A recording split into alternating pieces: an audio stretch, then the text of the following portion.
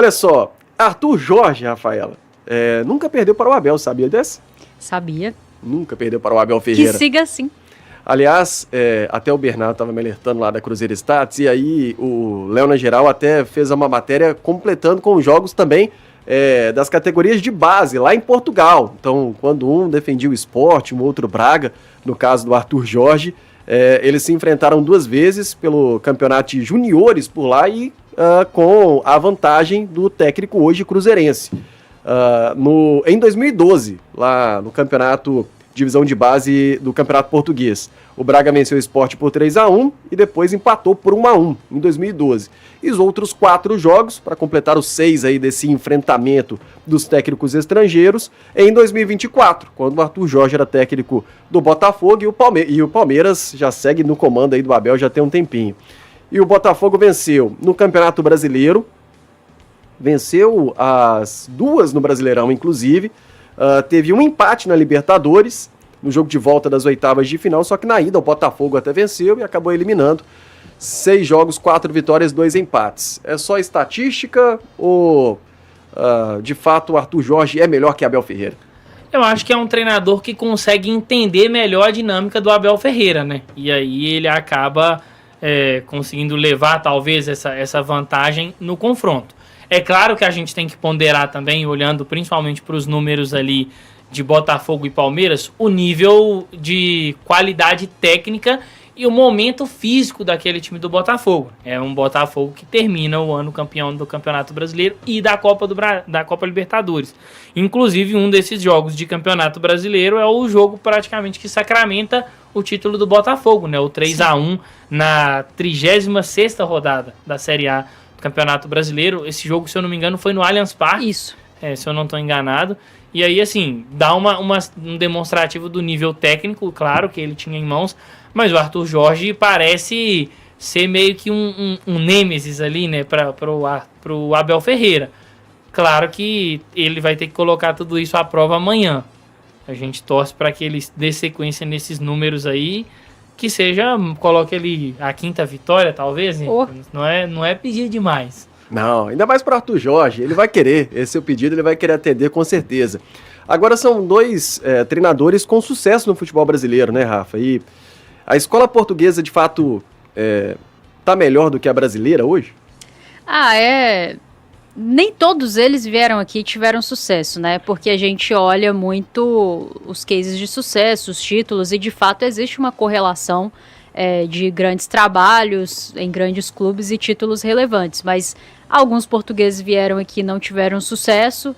Eu me lembro muito do Boina lá no Vasco, 4 jogos, né? Enfim, tem uma questão de elenco também. O Cruzeiro teve o Paulo Bento. Só o Vasco teve 2, né, que não deram certo. Teve o Boina e teve o Sapinto. Verdade. Um cabelo maiorzinho assim, né? Eu acho que os treinadores brasileiros perderam um pouco aquela reserva de mercado quando o Jorge Jesus vem e faz aquele baita trabalho no Flamengo. E a partir daquele momento os times começam a olhar para algo diferente daquilo que eles vinham tentando. O próprio Palmeiras é um pouco precursor disso quando vai buscar o Abel, não que não tivesse outros antes, mas parece muito um movimento pós-Jorge Jesus, né? E aí o Abel tá aí há muito tempo, tendo muito sucesso, embora o torcedor do Palmeiras questione talvez as performances. Esse ano tá muito na bronca com aquilo que o time tem apresentado, mas os resultados em si são incontestáveis, né? Tá um tempão, por exemplo, na temporada invicto. Acho que os treinadores portugueses têm encontrado no Brasil uma liga onde eles conseguem se sobressair e aparecer talvez para ligas que eles tenham bastante interesse de ir, né? Eles gostam muito de um mercado alternativo, ou de repente uma Premier League, do Corinthians, Vitor Pereira, né, que teve problema com a sogra, foi pra lá. Então acho que tem essas questões. O Abel é um dos poucos que segue aqui, embora em algum momento tenha assinado um pré-contrato com alguém aí, desistiu, né? Com o Al-Sadd do Catar. Tem uns 2 anos isso, né? Desistiu e tá aí. Então, tomara que o Arthur Jorge faça um trabalho de longo prazo aqui no Cruzeiro também. Acho que é um baita treinador, já tem mostrado muita coisa com pouco tempo, né? Fico imaginando esse cara aqui por 3, 4, 5 anos, como é o caso do Abel lá no Palmeiras, daria para fazer um estrago. Tem alguma semelhança dos trabalhos, ô Pedro? Daqui a pouco você vai até ilustrar pra gente como joga o Palmeiras nesse momento, mas você vê alguma semelhança, assim, de postura ou até mesmo da parte tática? Não, acho que eles têm uma diferença, assim. O Arthur Jorge, em algum momento no Botafogo, ele até teve uma equipe que gostava muito de um ataque mais rápido, né, mais vertical, mas assim que ele consegue ali garimpar algumas peças, principalmente depois da janela do meio do ano, é um time que consegue intercalar, né? Ser um time dominante com a posse da bola.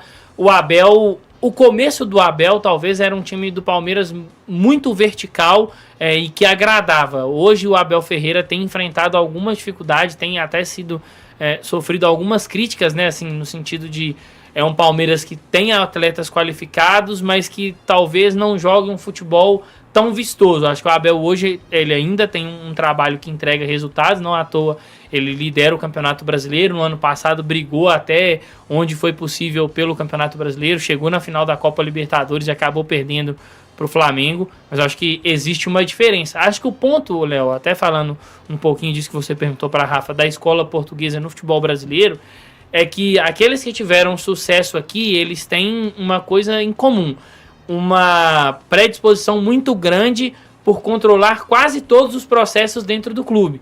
E aí a gente pode falar, por mais que não tenha ganhado nada, o Leonardo Jardim foi assim no Cruzeiro, o Jorge Jesus foi assim no Flamengo, o Abel é assim no Palmeiras, o Arthur Jorge chegou a ser assim no Botafogo, e acho que me passa uma sensação de que vem sendo assim no Cruzeiro. O Luiz Castro, no começo dele no Botafogo, ele teve essa situação, não vive um bom trabalho no Grêmio, inclusive esperava muito mais, mas eu acho que o ponto é esse, sabe? Eles vêm de uma escola onde eles estão muito... eles conseguem fazer todos os setores do clube dialogarem bastante, então preparação física, análise de desempenho, coordenação ali no que diz respeito a treino. Então acho que esse é o ponto alto, sabe, deles em relação aos treinadores brasileiros. Não sei se também existe uma facilidade maior dos clubes brasileiros em entregarem esse tipo de ambiente para um técnico português e talvez negar para um técnico brasileiro. Isso também pode ser discutido. Tem bons nomes do futebol brasileiro, isso a gente não pode descartar. Acho que tem bons treinadores aqui sim. O Felipe Luiz é um bom treinador, o Rafael Guanães é um bom treinador, né, em que pese o Mirassol não está vivendo um ano dos melhores, mas eu acho ele um bom treinador. Dentro também do que é Dorival, dentro do que é a expectativa, assim, eu acho que o Jair Ventura é um técnico interessante. Talvez não seja um técnico interessante para um Cruzeiro, que é um time que o torcedor quer ter mais a bola, quer propor mais o jogo, sei lá, mas é um técnico que tem suas qualidades. Mas eu acho que o ponto da escola portuguesa no Brasil é esse. Os que tiveram mais sucesso também tiveram maior liberdade para controlar o clube como um todo. Acho que está sendo mais aceitado isso, né? O mais aceitável, porque antigamente me lembro de ter uma repercussão negativa quando tinha isso, assim, de entregar a chave do CT para um técnico. Sim. Isso era visto de uma maneira negativa. Um clube não pode fazer isso, tem comando e tal, não é o técnico que vai ser dono do clube. Acho que em algum momento da carreira, até o Luxemburgo foi um pouco assim, o Luxemburgo foi muito além do campo e bola, né? Sempre muito preocupado com a questão do bastidor. E hoje parece estar sendo mais aceito isso. Um técnico ir além desse campo e bola e atuar em outras, dar palpite ou até comandar outros setores do clube, Rafa. Olha, o futebol brasileiro vive uma crise também de formação de diretores, né? Assim, se você for analisar os grandes clubes do futebol brasileiro, quase todos eles têm um diretor de futebol questionável, assim, um CEO de futebol questionável. Então, acho que isso junto com um treinador que vem de uma outra escola, muitos deles com uma experiência europeia e alguns em alguma das 5 principais ligas europeias, inclusive, e aí tem muito essa coisa da figura do manager, né? Muito mais do que só um treinador. Acho que é um casamento desses dois momentos aí, desse intercâmbio de treinadores europeus e talvez um momento de crise dentro do que o futebol pede hoje, que é muito diferente do que era nos anos 90, nos anos 80, essa figura do diretor de futebol, talvez a maioria deles ficou para trás em algumas coisas, né? E talvez a gente está com dificuldade de formar os novos, a nova geração mais conectada com aquilo que o futebol exige hoje. Então, uma junção dessas duas questões e Obviamente, né, são pessoas também, vamos falar um bom português, tem ali um certo nível de ego, esses treinadores gostam, né, de estar no comando de tudo, e enfim, da minha parte, se no meu clube estiver tendo resultado, as coisas estiverem conduzido bem, não me interessa muito se a chave está na mão do Arthur Jorge, do Pedro Júnior, do Pedro Lourenço. Eu quero que as coisas aconteçam com padrão e com um projeto esportivo, assim, bem conduzido, né, acho que é isso que o Cruzeiro precisa nesse momento. Só para falar sobre essa questão, possíveis semelhanças, teve alguns momentos que eu assisti esse Palmeiras esse ano, tentar uma questão de saída de bola que eu já vi o Arthur Jorge tentar também, mas só aqui no Cruzeiro, né? Mas só que talvez um dos questionamentos é que o time do Abel não insiste nesse tipo de saída, que é tentar trazer muita gente para o setor em que a bola está, e aí você rapidamente vira essa bola para o outro setor, porque aí quando você atrai muita gente para esse setor, lá do outro lado do campo você vai ter muita liberdade para os seus laterais e pontas, e os pontas do Palmeiras são baitas pontas, né? Então eles conseguem normalmente encarar ali no 1 contra 1 o lateral adversário, gerar uma dúvida, cortar para dentro e bater para o gol, ou encontrar um passe, enfim. E eu vejo o Cruzeiro do Arthur Jorge tentando fazer esses mecanismos também, de ter muita gente no setor onde a bola está. Com isso você faz associações, tenta atrair a marcação e rapidamente girar a bola para o outro lado. Talvez o Abel não esteja conseguindo fazer isso com a frequência necessária, assim. Tanto que o torcedor reclama muito da coisa do chutão para frente, né, o tempo todo, buscando áreas, por exemplo, mas tem isso aí, na minha opinião, de parecido. E algo que eu imagino precisa até ser mais utilizado. Eu acho que é uma estratégia... Pelo Cruzeiro, pelo Palmeiras sim. Não precisa não. Em muitos momentos nesse ano, no início especialmente, a gente viu o Cruzeiro com essa dificuldade, talvez pela falta de confiança dos seus jogadores, sim, de inverter uma jogada. E às vezes passa muito pela confiança do jogador e também pela inteligência do jogador em campo. No jogo agora contra o Bahia, até depois a gente brincou muito com o Samuel, que ele fica assim, traz essa bola pra cá no gol do Bahia, né? Porque na esquerda tava ali o Wanderson, mas nem era só porque era o Wanderson, mas é porque o Cruzeiro tava insistindo muito ali, não tava dando certo, enquanto tinha aqui o Kenji muitas vezes pedindo bola livre na direita. Então muitas vezes eu vi o Kenji ali pedindo e ninguém entregando para ele, até que o Cruzeiro decide virar o jogo depois de um tempo e deu certo. E até tem um lance antes do gol do Cruzeiro, é uma construção de uma jogada que quem finaliza é o Matheus Pereira, depois de um cruzamento do Fagner, que o Cruzeiro começa essa saída ali pela esquerda, o Calma Moraes, aí ele faz o passe para o Matheus Henrique, que vem deslocando ali para o lado, o Matheus Henrique toca no Romero, e aí o Romero volta a bola para o Jonathan Jesus, e o Jonathan troca esse corredor, né? Ele puxa o Bahia todo para um lado, e aí o Cruzeiro consegue avançar com certa facilidade. E faz diferença, mas eu acho que é muito uma questão de confiança.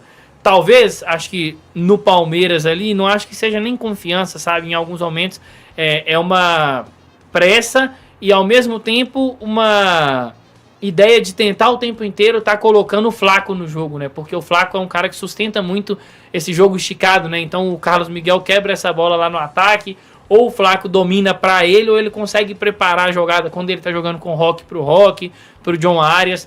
Então, às vezes também o time acaba precisando, optando por ir naquela situação de segurança. E a Rafa falou algo que, assim, todo mundo tem noção disso. Tecnicamente é um Palmeiras que tem, talvez, peças melhores que a do Cruzeiro, falando principalmente dos jogadores de lado de campo. Então vale muito você confiar num John Arias, às vezes sustentando um pouquinho mais a bola ali numa zona que está com a ocupação maior do adversário para forçar essa pressão e trocar de lado, e aí você acha um jogador do outro lado. O Cruzeiro chegou a fazer isso também contra o Goiás, em algum momento, numa jogada que também termina com um cruzamento do Kaique para o Matheus Pereira. O Matheus Pereira acaba não cabeceando também. É uma ideia super válida e o Arthur Jorge tem forçado o Cruzeiro a fazer isso ao decorrer dos jogos.